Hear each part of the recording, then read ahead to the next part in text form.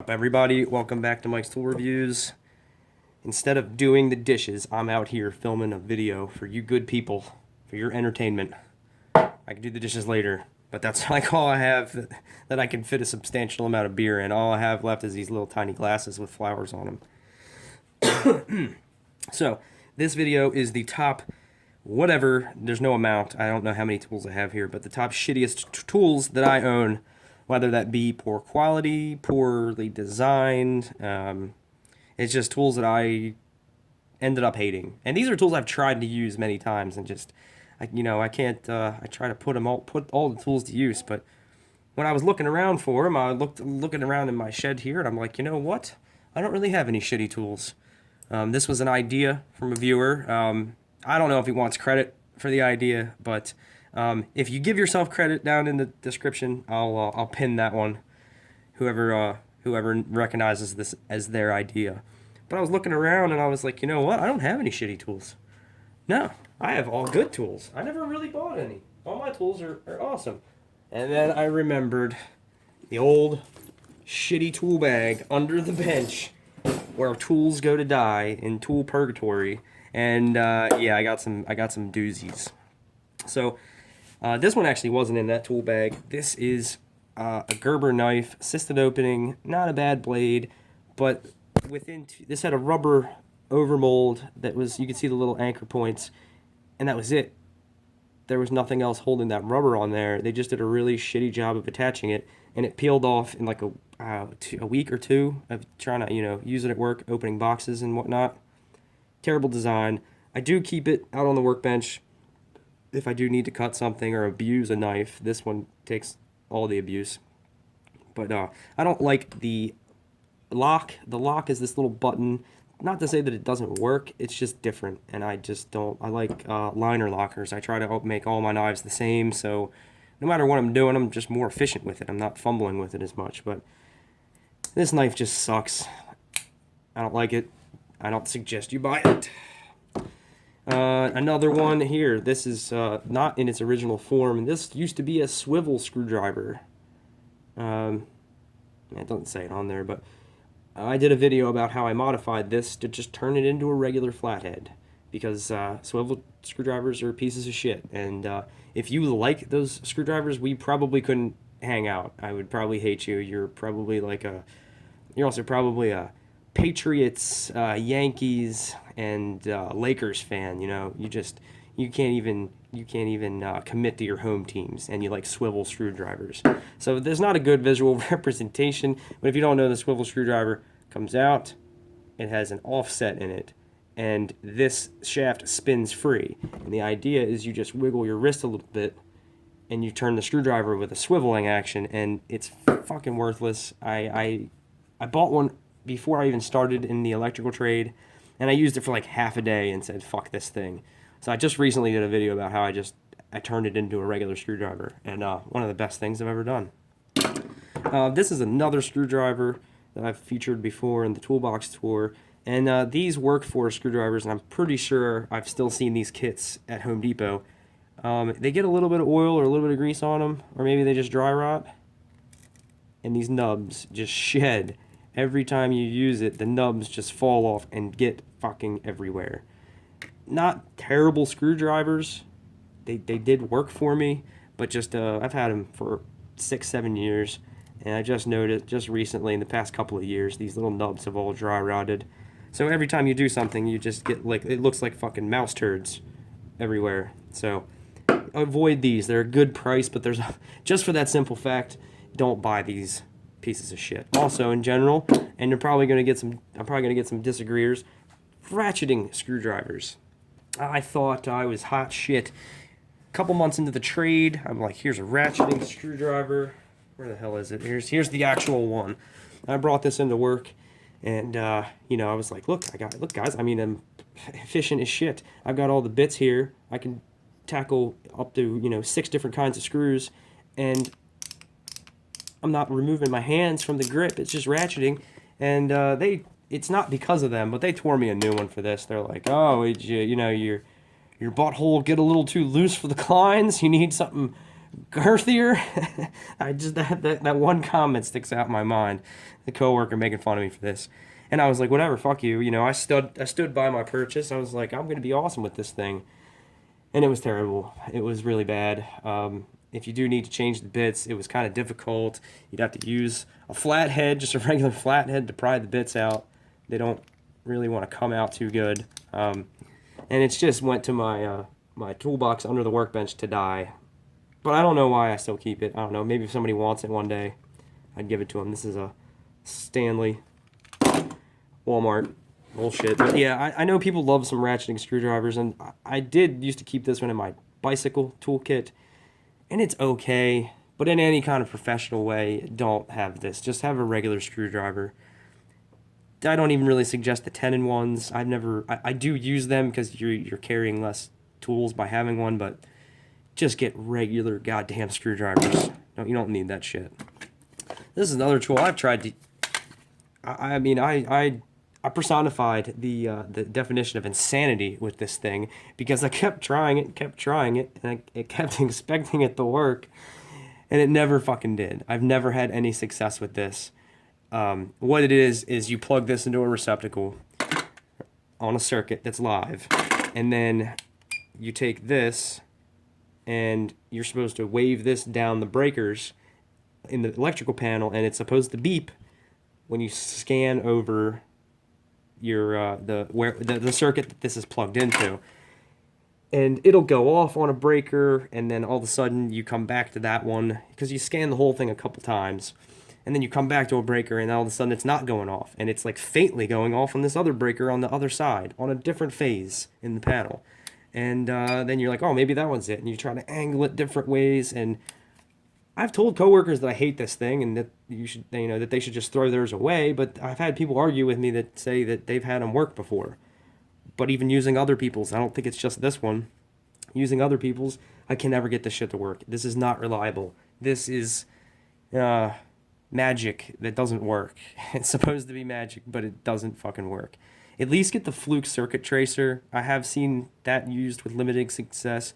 But, I mean, just have a means of communication. If you want to know what breaker that is and you're by yourself, this might kind of work. But you don't know for sure until you flip that breaker and then go check it. So why don't you just do that in the first place? Or have it be a two-man team, one guy by the panel, one guy looking at the plug tester, and you start flipping breakers until it goes out. This has never worked for me. Junk, garbage. Just test it with a regular, test continuity. There's a bunch of other ways that you can find a circuit besides this piece of shit. This is the one Craftsman gimmicky holiday product that got me. The kind of thing they only sell for like 2 years and then you never fucking see it again. Like the Robo grip pliers. Those stuck around for a while, but didn't see them the last time I was in Sears. Haven't seen them for probably a couple 2-3 years in Sears. Years and Sears. This is the Reflex. I thought this would be cool because of the laminated construction. I thought that was interesting. Thought it would be a tighter fit than your regular adjustable pliers. But the gimmick behind this is that the head tilts back and it loosens its grip so you can get like a ratcheting action. And at the end of the day, that's not really saving you that much. I would just rather take it off, put it back on, take it off, put it back on. I'm used to that motion. I'm fine with doing it.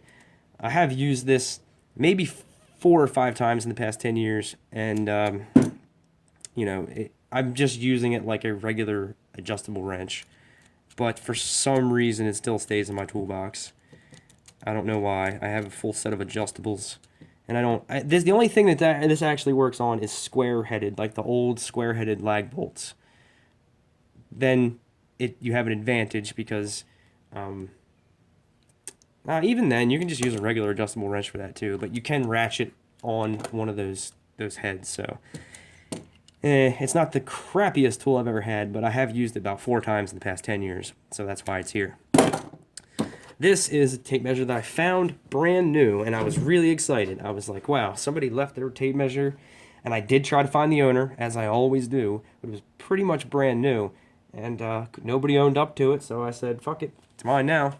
And this is the lever lock, which is supposed to It's supposed to always be in a locked position, but this thing wore out. So it's supposed to come out.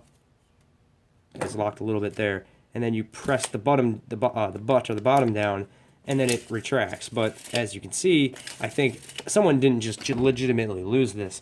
Someone left it there because it was a piece of shit, and they knew somebody else was going to take it, and they didn't want it anymore.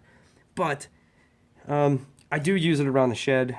No, actually I don't. This was in the Purgatory tool bag, so I have other tape measures I go to before this one. This is like my fifth string backup tape measure. If I happen to lose or break like 9 of them in a day, I will still have this piece of shit. But kind of a neat idea, but this was one thing that I would never take to work with me. It would be worthless if you're a tradesman or in any kind of construction or anything you're using a tape measure. Get something different. Get Fatbacks or Milwaukee or DeWalt. They're all great tape measures. This one sucks. And it's like not even that good of a tape measure. Even minus the locking mechanism, it's got your little baby. Oh, look. Oh, you need the little 1/8 and the 3/8 printed out for you. Learn how to read a tape measure. You shouldn't need help like that. And it doesn't have the numbers on the other side, like a lot of the new ones. Junk. This is a controversial one at work. This thing. I've only used this thing about 5 times in the past 5 years. I'm not a user of one of these. If you don't know what this is an MC splitter. You put your wire in here, the metal jacketed MC, which, here's an example of it. You put that in here, if it fucking fits or it's adjusted properly. Here, I gotta adjust it. Okay, let me get some more wire here. Alright, so you do that, and then you push this down, which presses it on this side. And then you do this, and there's a little saw blade. Yeah, there's a little saw blade cutting into the wire. Alright, you do that. And then if you did it right, you should just be able to... Nope, see, I didn't do it right. It won't come off. But it's supposed to cut the wire. Total fucking shit. I don't use this. I do keep it in case I'm doing like a job with a lot of really old wire. The really old BX, the steel sheath BX, sometimes can be a motherfucker to strip out. Like, impossible. Where you would need to actually cut into it. But if you don't know, if you're an electrician and you like these things and you don't know that you can do this, well, here's a little tip. You take the wire and you kind of put your thumb, and you get better at this the more you do it, and you want to break it somewhere. Bend it in half, and you bend it at like a 90, and then you twist the halves apart, and then you have this little loop.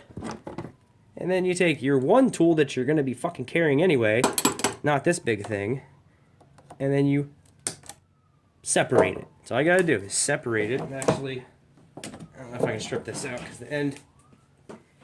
Yeah, hold on, the end of it's all boogered up, and it won't peel off. These are Harbor Freight dikes. They kind of suck for cutting. So then once you get it broken, you pull your sheathing off, and then you take your dikes, which are already in your hand anyway, and then you trim that up just like that. And then, unless you're an idiot, you're not going to have, there's no chance of this little saw blade digging into your conductors. Like I said, I've only used these for this thick ass BX where you can bend it completely in half and it doesn't break and you can't twist it apart. If I'm doing a job with a lot of that, I will grab these. But other than that, I don't see any use for these in the modern world. Any new construction, MC's aluminum most of the time. You get the steel stuff or the medical grade stuff, you can still bend it all. Unless you have little baby hands and you can't bend it in half, then yeah, go ahead, use this. But the real way to do it is just snap it, twist it, cut it, and you're good. And you don't have to carry around this thing. You can do it with a tool you're probably already carrying. Oh. And then here, this gets an honorable mention, and this was just made a piece of shit. This Black & Decker battery charger, I've mentioned this before. If you watch my toolbox tour, I'm going to say pretty much the exact same thing. It's too smart for its own good. It's got a computer inside. It's got these little buttons, and you can only do 4 different things with it.